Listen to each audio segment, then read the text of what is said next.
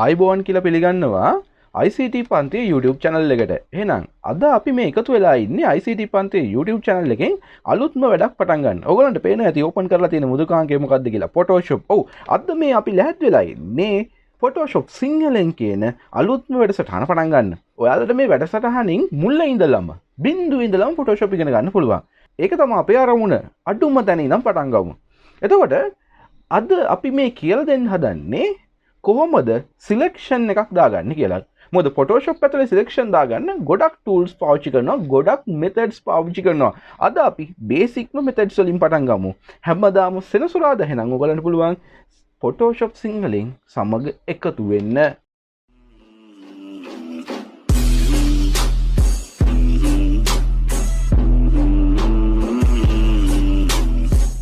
එහෙනම් අපි අද පළවෙනිටම පටන් ගමු. දැන් ඔයගලන්ට පේන ඇති ඔන්න Photoshop ඇතුලේ පිච් එකක් මම ඕපන් කරන් ඉන්නවා. නිලුම් මලක් තමයි ඕපන් කරන් ඉන්නේ. ඔන්න දේශපාලන පක්ෂයක් ඉඳන් ගත්තු දෙයක් නෙමෙයි. හරිද? මම මේකේ බෑග්ග්‍රවුන්ඩ් එකේ නිකන් සේම් කලර් තිබ්බා. හරිද? ඒකෙන් හින්දා ගත්තේ. නැත්තම් දේශපාලනය ගැන නම් මේක හිතා ගන්න එපා. අපි දේශපාලනය වෙනම YouTube channel එකකින් කරමු. හරිද?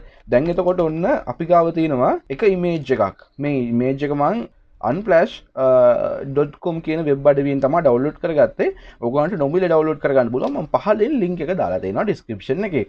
දැන් එතකොට මේ තියෙන image එකේ වාට පේනවා මේ background එකෙන් මට මේ මල වෙනම වෙන් කරලා ගන්න ඕන. මොකද මේ background එකයි මේ මලයි තනි layer එකක් විදිහට තියෙන්නේ. මට layers දෙකක් කරගන්න ඕන. ඔන්න ඕක තමයි අපි මුලින්ම කරන්න හදන්නේ. දැන් එතකොට ඔයගොල්ලන්ට තේරෙන්න ඕන මොකද කරන්න ඕන. මේ මලට විතරක් අපි selection එකක් දාගත්තා නම් වැඩේ හරි නේද? වැඩි හරි.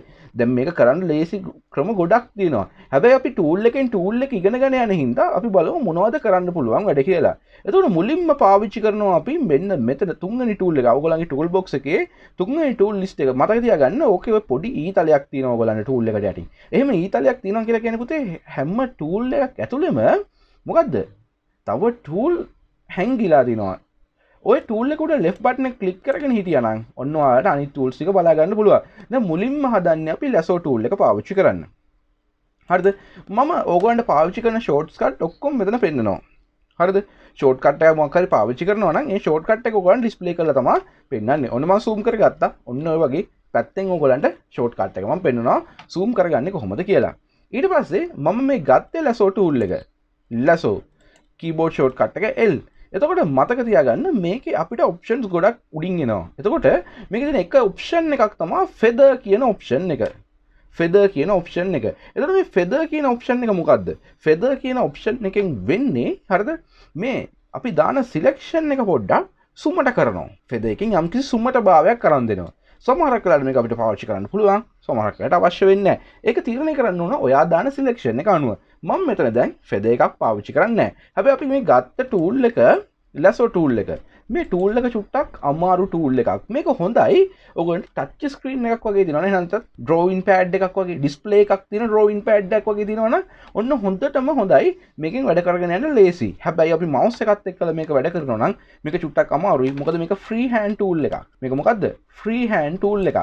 දැන් අපි free hand tool එකකින් මෙහෙම අඳින්න පටන් ගත්තොත් ඔයගොල්ලන්ට පේනවා මම mouse එක පාවිච්චි කරන්නේ මෙතන drawing pad දැන් නෙමෙයි පාවිච්චි කරන්නේ.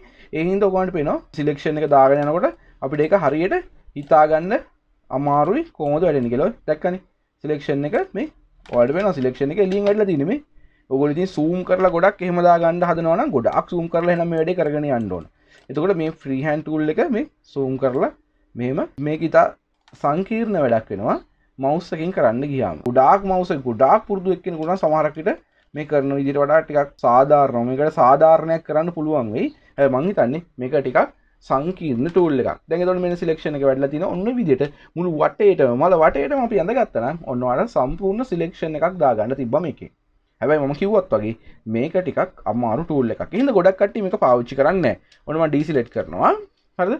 එතකොට ඊළඟ tool එකට ගියොත් එහෙම මම එතන තියෙනවා Polygonal Lasso කියලා tool එකක්. Polygonal Lasso tool. ගොඩක් කට්ටිය පාවිච්චි කරන tool එකක් තමයි මොකද්ද? Polygonal Lasso කියන tool එක. මේක හරිය ලේසියි පාවිච්චි කරන්න පුතේ. මොකද අපි ගත්තොත් එහෙම අපි zoom කරගමු. මේ tool එකේ හරිද? මේ tool එකේ උඩරිම ප්‍රයෝජන ගන්න උගන්ට පේන මට්ටමට හොඳට zoom කරගෙන තියාගන්න. හරිද? ඊට පස්සේ කරන් තියෙනවා first point එක උඩ click එකක් දෙනවා. ඔයාලට පටන් ගන්න ඕන තැන. ඊට පස්සේ මෙතන පේනවනේ එතකොට අපිට පොයින්ට්ස් තියාගෙන යන්න තියෙන්නේ. හරි ලේසි වැඩේ. ඊට පස්සේ මෙතන වක්‍ර වගේ එනවනම් ළඟ ළඟ පොයින්ට්ස් තියාගෙන යන්න. එතකොට මේ කර්ව් එක යා හදා ගන්නවා.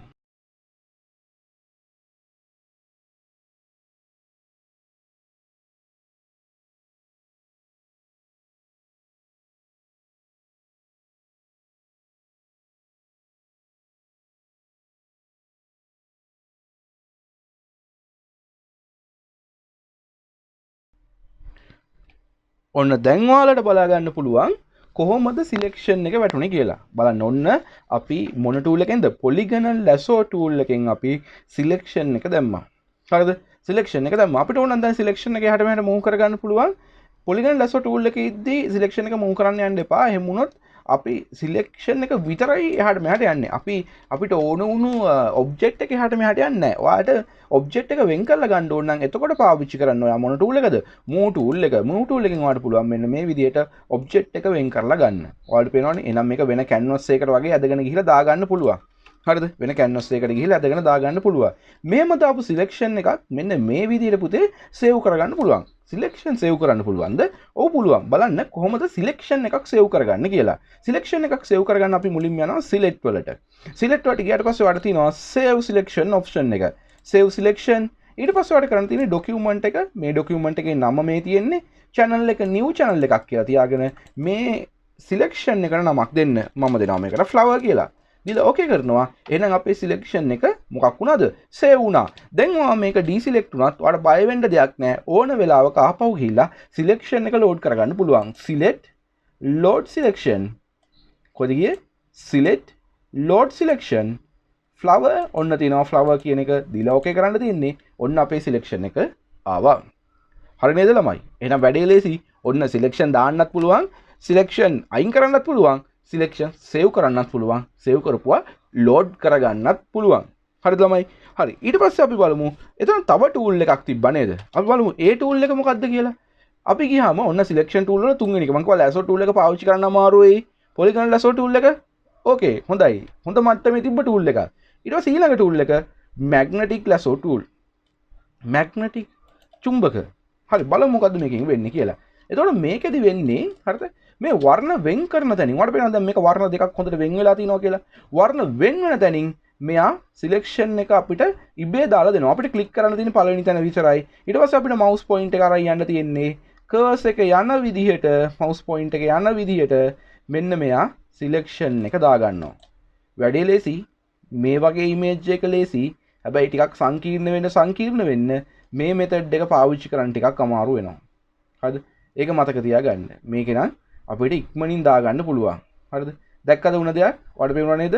වර්ණ සංයෝජනය වෙලා තියෙන තැන්වලදී එයා චුට්ටක් එහෙ මෙහෙ යන්න බලනවා. හරිද? ඒ හින්දා ඒ ගැන සැලකිලිමත් වෙන්න වෙනවා. හරි. ඔන්න සිලෙක්ෂන් එක දාගත්තා. අර වගේම තමයි අපි zoom කරලා බැලුවොත් එහෙම අපි දාපු සිලෙක්ෂන් එකට වඩා සමහරක් තැන්වලදී යාගේ accuracy එක ගොඩක්ම වැඩි. මේ ඔයාලට බලා ගන්න පුළුවන්. හැබැයි සමහරක් තැන්වල තියෙනවා ඔය බලන්න එයාගේ ඇති මිස්ටේක් වෙලා තියෙනවා. ඔයාලට පේනවනේ මේ මල් පෙත්ත මෙතනින් යන්න ඕන. හැබැයි එයා ඇතුලෙන් මේක අරගෙන ගිහලා තියෙනවා. මොකද වර්ණ වෙන් වෙනවා කියලා හිතාගන්න යා මෙතෙන්ට හින්දා. හරිද? ඔන්න ඔය වගේ ගැටලුවක් මේකදී බලා ගන්න පුළුවන්. මෙයාත් අර වගේම තමයි අපිට ඕන නම් මොකක් කරන්න පුළුවන්ද? save වලට ගිහිල්ලා save selection වලින් save කරගන්න පුළුවන්. ඔන්න selection tools තුනක් ගැන අපි කතා කළා. selection tools කීයක් ගැන කතා කළාද? තුනක් ගැන කතා කළා. මුල්ම tool එක Lasso tool එක, දෙවෙනි tool එක Polygonal Lasso tool එක, තුන්වෙනි tool එක Magnetic Lasso tool එක. හරි. ඊට පස්සේ අපි කතා කරන්න හදන්නේ selection දාන්න ගොඩක් ලේසිම ක්‍රමයක් ගැන. ඊට පස්සේ අපි මේ කතා කරන්න හදන්නේ selection එකක් දාන්න තියෙන ලේසිම ක්‍රමයක් ගැන. මොකක්ද ක්‍රමය? අපිට පුළුවන් Magic Wand tool එක පාවිච්චි කරන්න. අපිට ඊට යටින් තියෙන tool එක Magic Wand tool එක. W අකරෝගේ selection tools දෙකක් තියෙනවා. Quick selection සහ Magic Wand කියලා. මම මුලින්ම කතා කරන්නම් Magic Wand tool එක ගැන. Magic Wand tool එක ගත්තාම මේ ගොඩක් වැදගත් වෙන්නේ මේකේ තියෙන options අනුව. මේකේ තියෙනවා එකක් tolerance කියලා value එකක්. මේ value එක default එන්නේ. ඒ කියන්නේ එහෙන් එන්නේ 32යි කියලා.